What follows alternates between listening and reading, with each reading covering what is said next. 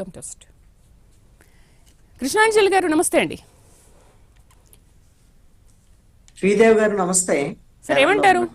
రాజకీయాల్లో వ్యక్తిగత దూషణలు, కుటుంబంలోని మహిళలను కించపరిచే విధంగా ఎవరు చేసినా అది ఆ పార్టీలకు చెడ్డ పేరు తీసుకొస్తా అన్న విషయం గ్రహించక ఇలాంటివి జరుగుతున్నాయంటారా? నిన్న చూసాం మనము, పోలీసులను అసభ్యకరంగా మాట్లాడారు, బట్టలు ఉడదీస్తారు మాట్లాడారు. ఇవాళ మళ్ళీ చూస్తుంటే పార్టీకి ఆపోజిట్ గా మళ్ళీ ఇంకొకటి జరిగింది. బట్ ఏది జరిగినా కూడా ఆ పార్టీలో ఉన్న వ్యక్తులకు, ఆ పార్టీలో ఉన్న అధ్యక్షుడికే కదా చెడ్డ పేరు వచ్చేది. నమస్తే శ్రీదేవి గారు. నమస్తే అండి. వైఎస్ఆర్ కాంగ్రెస్ పార్టీ ప్రభుత్వ హయాంలో ఏం జరిగింది, ఇప్పుడు కూటమి ప్రభుత్వంలో ఏం జరుగుతోంది అనేటువంటి అంశాలకు, ఆ ప్రభుత్వానికి ఇప్పుడు ప్రభుత్వానికి ఉన్నటువంటి తేడా ఏమిటి అనేటువంటి విషయము చేబ్రోలు కిరణ్ విషయంలో తెలుగుదేశం పార్టీ తీసుకున్నటువంటి నిర్ణయాన్ని బట్టి మనం ఒక అంచనా వేయచ్చు. ఇది ఒక మంచి నిర్ణయం. చంద్రబాబు నాయుడు చాలా కీలకమైనటువంటి నిర్ణయం తీసుకున్నారు. కూటమి ప్రభుత్వానికి ప్రశంసలు కూడా వస్తాయి. మహిళలు మొన్న తెలుగుదేశం, జనసేన, బీజేపీ కూటమికి పూర్తి స్థాయిలో మద్దతు ఇచ్చారు. అందుకోసమనే 164 స్థానాల్లో కూటమి గెలిచినట్టు. మరి అలాంటి పరిస్థితుల్లో మహిళలకి అవమానం జరిగితే ఖచ్చితంగా ఉపేక్షించబోము అని ఒక సందేశాన్ని చంద్రబాబు నాయుడు పంపారని చెప్పుకోవచ్చు. అయితే మహిళలు అని అంటే వైఎస్ఆర్ కాంగ్రెస్ పార్టీ మహిళలైనా, లేకపోతే జగన్మోహన్ రెడ్డి కుటుంబీకులైనా, ఎవరైనా సరే వాళ్ళ గౌరవానికి భంగం కలగకూడదు అని ఈ రోజున మాకు మహిళలంటే ఇంత గౌరవం ఉందని తెలుగుదేశం పార్టీ, అదేవిధంగా కూటమి ప్రభుత్వం ఒక రకంగా ప్రకటించినటువంటి విధంగానే మనం చెప్పుకోవచ్చు. చేబ్రోలు కిరణ్ మాట్లాడినటువంటి మాటలు ఖచ్చితంగా ఆక్షేపణీయం. అది పూర్తి అభ్యంతరకరం కూడా. ఎవరు అలా మాట్లాడకూడదు. అలాంటి మాట్లాడినటువంటి వాళ్ళని అసలు ఎవరు ఉపేక్షించకూడదు. అందుకనే చంద్రబాబు నాయుడు చాలా సీరియస్ అయినటువంటి పరిస్థితి ఉంది. అందుకనే ఇంకా కేవలం అతను పార్టీ నుంచి సస్పెండ్ చేయటం మాత్రమే కాదు, అతని మీద కేసు నమోదు, అరెస్టు కూడా రాష్ట్ర ప్రభుత్వము ఆమోదం తెలియజేయటం, పోలీసులు అరెస్ట్ చేయటం అనేటువంటి విషయం అనేటువంటిది మనం చూసాం. మరి ఇప్పుడు ఖచ్చితంగా ఇలాంటి సందర్భంలో ఒక చర్చ వస్తుంది కదా. మరి వైసీపీ ప్రభుత్వంలో ఏం జరిగింది, ఎలా జరిగింది, ఆ రోజున జగన్మోహన్ రెడ్డి వ్యవహార శైలి ఎలా ఉంది అనేటువంటిది ఖచ్చితంగా చర్చ వస్తుంది కదా. జగన్మోహన్ రెడ్డి మంత్రి వర్గాలను ఏర్పాటు చేశారండి, పరిపాలన కోసం కాదు.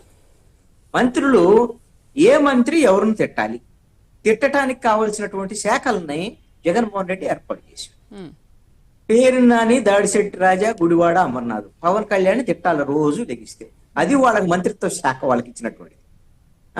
కొడాలి నాని చంద్రబాబు నాయుడిని, నారా లోకేష్ ని తిట్టాలి, ఆయనకి ఇచ్చినటువంటి మంత్రిత్వ శాఖ. జోగి రమేష్ బహిరంగ సభలో పవన్ కళ్యాణ్ ని జగన్మోహన్ రెడ్డి సమక్షంలో తిడుతుంటే ఆ రోజున నవ్వుతూ ఆనందాన్ని వ్యక్తం చేశారు తప్ప జగన్మోహన్ రెడ్డి ఎక్కడ కూడా ఇది మంచిది కాదు ఈ విధంగా మాట్లాడటం అనేటువంటి విషయాన్ని చెప్పారు. జగన్మోహన్ రెడ్డి ఇంటి మీదకి దాడికి వెళ్ళినటువంటి జోగి రమేష్ కి ప్రమోషన్ ఇచ్చి ఎమ్మెల్యే నుంచి మినిస్టర్ చేశారు. అంటే ఎంత తిడితే అంత ప్రమోషన్లు, అక్కడ ప్రమోషన్. ఆ విధమైనటువంటి ధోరణి ఇప్పుడు పోల్ని మంత్రులు వీళ్ళతోనే పరిమితమైంది అంటే, ఇప్పుడు ఆ బోరుగడ్డ అనిల్ లాంటి వాళ్ళని ప్రయోగించి ఆ తెలుగుదేశం వాళ్ళ మీద, జనసేన వాళ్ళ మీద, పవన్ కళ్యాణ్ అందరూ వీళ్ళ కుటుంబాలు, వాళ్ళ సంబంధించిన మహిళల మీద, మిగతా వాళ్ళ మీద కూడా బోరుగడ్డ అనిల్తో తిట్టించినటువంటి పరిస్థితి ఉంది. ఇప్పుడు వైఎస్ఆర్ కాంగ్రెస్ పార్టీ చెప్పొచ్చు మాకేం సంబంధం బోరుగడ్డ అనిల్కి అని అంటారు. బోరుగడ్డ అనిల్ అందరూ తిడతంటే, అంతా ఇష్టం వచ్చినట్టు చేస్తుంటే, వైసీపీ నుంచి బయటకు వెళ్ళినటువంటి నెల్లూరు ఎమ్మెల్యే కోటమిరెడ్డి శ్రీధర్ రెడ్డిని నేను కారు పట్టుకొని లాక్కొని వెళ్తాను అని ఫోన్లు చేసి బెదిరిస్తుంటే, మీకు సంబంధం లేకపోతే ప్రభుత్వంలో ఉండి ఆ రోజున బోరుగడ్డ అనిల్ని ఎందుకు అరెస్ట్ చేయలేదు, ఎందుకు కేసులు పెట్టలేదు, ఎందుకు చర్యలు తీసుకోలేదు? సంబంధం లేదు అంటే ఖచ్చితంగా ఆ రోజున జగన్మోహన్ రెడ్డి ఆయన నిర్ణయం మేరకే ఈ విధమైనటువంటి బూతులు, దాడుల రాజకీయం అనేటువంటిది నడిచింది, ముఖ్యమంత్రే ప్రోత్సహించాడు అనేటువంటిది బహిరంగ రహస్యం అండి. అందుకోసమనే ప్రజలు 24లో ఆ విధమైనటువంటి తీర్పిచ్చారు. ఇప్పుడు జగన్మోహన్ రెడ్డి కదా పోలీస్ కమామరేషన్ రోజున బహిరంగ సభలో చెప్పాడు, నన్ను ఎవరో బోసిడీకి అన్నాడు పట్టాభి అతను, ఇది ఆ తిట్టు ఈ తిట్టు అని తిట్ల గురించి చెప్పి నా అభిమానస్తులందరికీ కూడా బీపీ వచ్చింది, వెళ్ళి తెలుగుదేశం ఆఫీస్ మీద దాడి చేశారని ముఖ్యమంత్రి చెప్తే పవర్ ఇచ్చింది 151 మంది ఒక మ్యాండేట్ ఇస్తే 151 మంది ఎమ్మెల్యేలు ఇస్తే నువ్వు ప్రతిపక్ష పార్టీ ఆఫీస్ మీద దాడి చేయటానికి తిట్టారు. జగన్మోహన్ రెడ్డి ముఖ్యమంత్రి ఉన్నాడు, ఒకవేళ బోర్షడికి అన్నాడు అంటే కేసు పెట్టండి, చర్యలు తీసుకోండి. మీకు అధికారం ఉంది కదా, పవర్ ఉంది కదా. మీ పవర్ మిస్యూజ్ చేసి రౌడీలను పంపించడం అనేటువంటి దాన్ని ప్రజలు తెలుగుదేశం జగన్మోహన్ రెడ్డి ఏమనుకున్నారంటే తెలుగుదేశం వాళ్ళని బెదిరిస్తే, తెలుగుదేశం వాళ్ళ ఆఫీస్ మీద దాడి చేస్తే వాళ్ళు భయపడిపోతారు, వాళ్ళు ఎలాగో మన కోట్లు వేయరు కదా మరి అనేటువంటి విధంగా ఆలోచించారు. కానీ రాష్ట్రంలో ప్రజలు లేకపోతే ప్రజాస్వామికవాదులు ఈ విధంగా ప్రతిపక్ష పార్టీల కార్యాలయం మీద, వాళ్ళ ఇళ్ల మీద దాడులు చేయటము, వాళ్ళ కుటుంబీకులు. ఇప్పుడు ఆ రోజున జగన్మోహన్ రెడ్డి కూడా అసెంబ్లీలో ఉన్నాడుగా, భువనేశ్వర్ని ఆ విధంగా మాట్లాడినప్పుడు అసెంబ్లీలో కదా మాట్లాడింది. ఏ విధంగా మాట్లాడారు చూసి జగన్మోహన్ రెడ్డి సమక్షంలో జరిగినప్పుడు కనీసం ఎక్కడైనా సరే కించిత్తు విచారాన్ని తన మొత్తం 5 ఏళ్లలో జగన్మోహన్ రెడ్డి ప్రకటించారా? ప్రకటించలేదు. ఈ రోజున కిరణ్ విషయంలో కానివ్వండి, ఇంకా మీరు గమనిస్తే కూటమి ప్రభుత్వం అధికారంలోకి వచ్చిన తర్వాత మాసేన రాజేష్ అని తెలుగుదేశం పార్టీ అధికార ప్రతినిధి ఉన్నారు, ఆయన ఎమ్మెల్యే సీట్ కూడా ఇచ్చారు గోదావరి జిల్లాలో. తర్వాత ఏదో వివాదం వచ్చి జనసేన బీజేపీ వాళ్ళు అబ్జెక్ట్ చేస్తే తర్వాత ఆయన టికెట్ ఇవ్వలేదు. అతని మీద కూడా కూటమి ప్రభుత్వం వచ్చిన తర్వాత ఇప్పుడు కూడా అతను తెలుగుదేశం పార్టీ అధికార ప్రతినిధి, అతని మీద కూడా ఏదో ఎవరినో మాట్లాడారనే దాని మీద కేసులు నమోదు చేశారు. ఆ విధంగా ఇప్పటికే అధికార ప్రతినిధి అతను.